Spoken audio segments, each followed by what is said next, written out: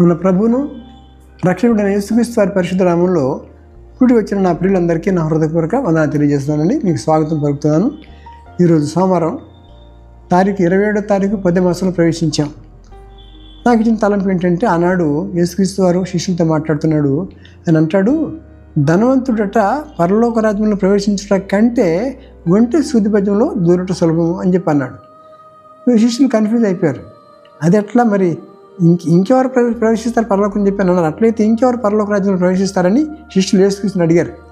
ఆయన అంటాడప్పుడు 10:20 అండి, 10వ నెల 27వ తారీఖు. ఇదే మార్క్స్ వార్తలో మాట్లాడుతుంది. యేసు వారిని చూచి, ఇది మనుషులకు అసాధ్యమే కానీ దేవునికి సమస్తము సాధ్యమని చెప్పి అన్నమాట. గొప్ప వాక్యం అండి. మన జీవితాల్లో కొన్ని సమస్యలు ఉంటాయి, అది తీర్చలేని సమస్యలు, అలివి కాని సమస్యలు, అది ఇంపాసిబుల్ అనుకుంటాం. కానీ ఆ రక్షకుడు మాట్లాడే మాట ఇర్మియా 32:27 అంటుంది, నేను యెహోవాను సర్వ శరీరులకు దేవుడను, I am God of all flesh, is there anything too hard for me అంటాడు. నాకు చేతకంది ఉందా అంటాడు. ఏదైనా చేయగలను నేను, మీరు అడగాలే. కానీ దేవుణ్ణి నమ్ముకున్న వాళ్ళని కష్టాలు వస్తాయి, రావని చెప్పట్లా, కానీ ఏమైనా చేయగలడు. మన సమస్యలు ఏంటి? ఎక్కువగా ఉన్నటువంటి తర్వాత ఉద్యోగ సమస్యలు ఉంటాయి, లేకపోతే వ్యాపారం నష్టాలు ఉంటాయి, రోగాలు నయం కావట్లేదు, బీపీ షుగర్లు, థైరాయిడ్లు, తర్వాత కీళ్ళ నొప్పులు, కాళ్ళ నొప్పులు, గుండె దడ, ఆయాసం, తర్వాత levers problems, lungs problem, kidney problem, heart problems ఎన్నో ఉంటాయి.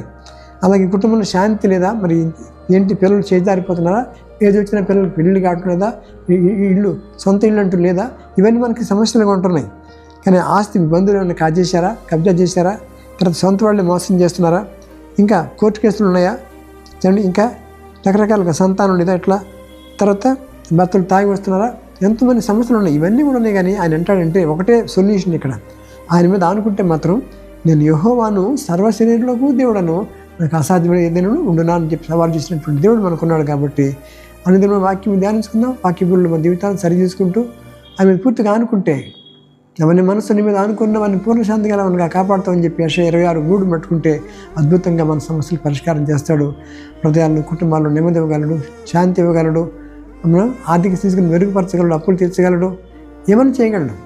కానీ ముందు మన పాపం మనం ఒప్పుకొని ఉంటే, నమ్మదగిన వాడు నీతిమంతుడు కనుక మన పాపను క్షమించి సమస్త దుర్నీతిని మనం పవిత్రం చేసి దేవుడు ఉన్నాడు. కాబట్టి ఆయన వైపు చూద్దాం. మన కష్టాలన్నీ గట్టెక్కుతాయి, మన కుటుంబాలు రక్షణలోకి వస్తాయి. అటు కృప ప్రభు మన దయచేయను గాక. Thank you very much. చిన్న ప్రార్థన అండి. ప్రేమ గల తండ్రి, నువ్వు ఈ దినం మాకు ఇచ్చిన లేఖన భాగాన్ని మూడు శ్రోతలు తెలుసుకుంటున్నావు. నిజమే, ఎన్నో సమస్యలకు పరిష్కారం లేని సమస్యలు ఎన్నో ఉన్నాయి. కానీ మా బిడ్డలు వచ్చారు, కానీ రకరకాల సమస్యలు ఇక్కడ ప్రభు కూర్చున్నారు కనుక వారిని దర్శించి సంధించి మీరు మాట్లాడుతారండి. వాళ్ళ కష్టాలన్నీ గట్టెక్కించి నెమ్మది ఇవ్వండి, వాళ్ళ కుటుంబాలు సమాధానం ఉండి కష్టాలు గట్టెక్కించండి. ఉద్యోగం దయచేయండి, సంతానం దయచేయండి ప్రభు. మరి ఉద్యోగుల సమస్యలు పరిష్కారం చూపించండి. వ్యాపార నష్టాలు, కబ్జాలు అవుతున్నాయి, స్థలాలు కబ్జా చేసి వెళ్ళిపోతున్నారు. కానీ కుటుంబం కలతలు ఉన్నాయి ప్రభు, ఆస్తిపాస్తులు, తగాదాలు, కోర్టు కేసులు ఉన్నాయి, వ్యాపార నష్టాలు ఉన్నాయి, ఉద్యోగం లేని వాళ్ళు ఉన్నారు, బాధపడుతున్నారు తండ్రి.